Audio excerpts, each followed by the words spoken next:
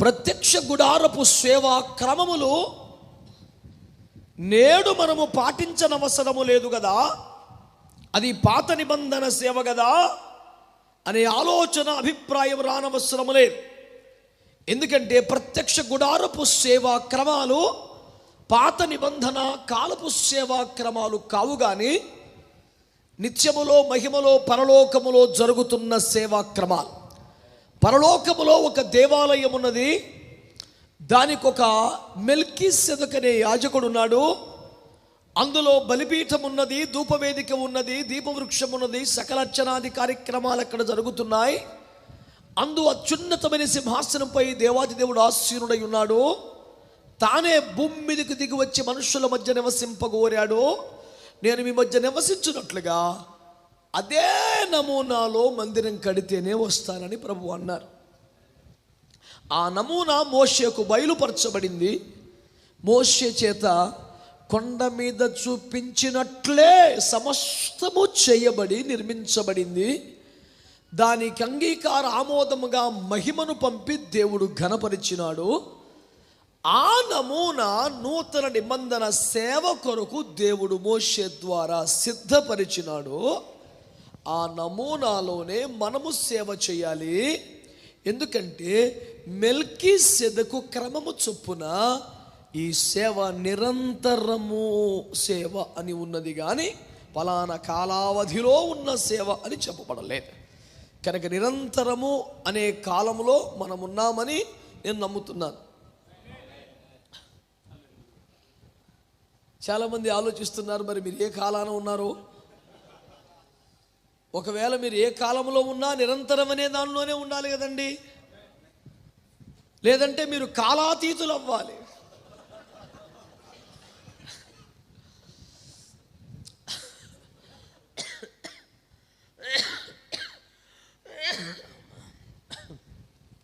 చేత మీరు కాలంలో ఉన్నవారు కనుక ఈ నిరంతర క్రమంలో పాలివారు అనే సత్యాన్ని మీకు జ్ఞాపకం చేస్తున్నాను.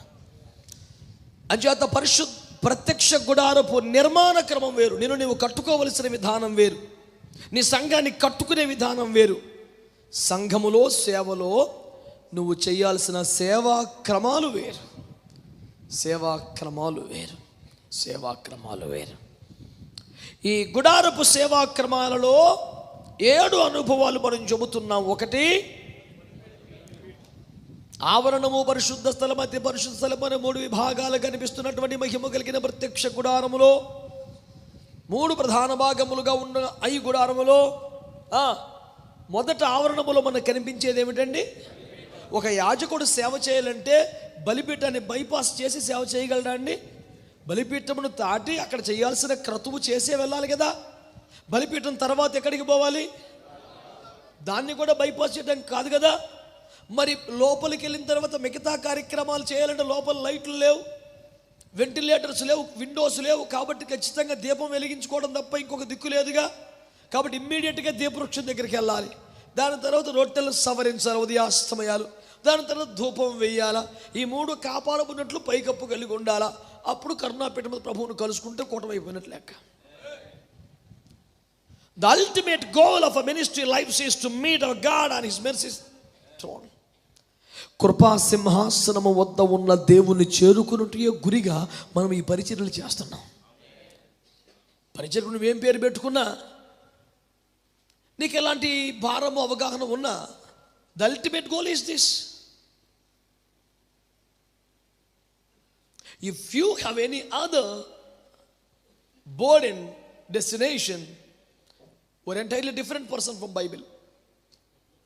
నువ్వు బైబిల్కి పూర్తిగా భిన్నమైన వ్యక్తి అయిపోతావు. అంచేత వారికి వేరొక స్థలం ఉన్నది.